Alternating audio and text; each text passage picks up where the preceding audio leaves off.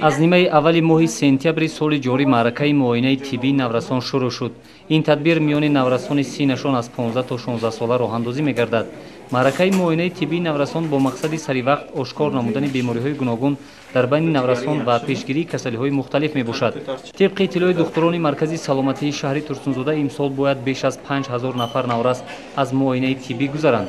тавре духтури наврасони шаҳри Турсунзода Бахтиёр Қаюмов иброз дошт.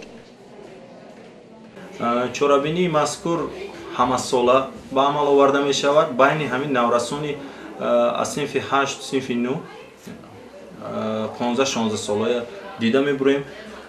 чорабинии мазкур барои он гузаронда мешавад ки сари вақт дарёфт намудани бемориҳо байни ҷавонписарон ва оянда даъватшавандагон ба хизмати ҳарбӣ барои ҳимояи ватанамон. бояд зикр кард ки зиёда аз 5000 наврас давоми сол бояд аз муоина гузаронида шаванд.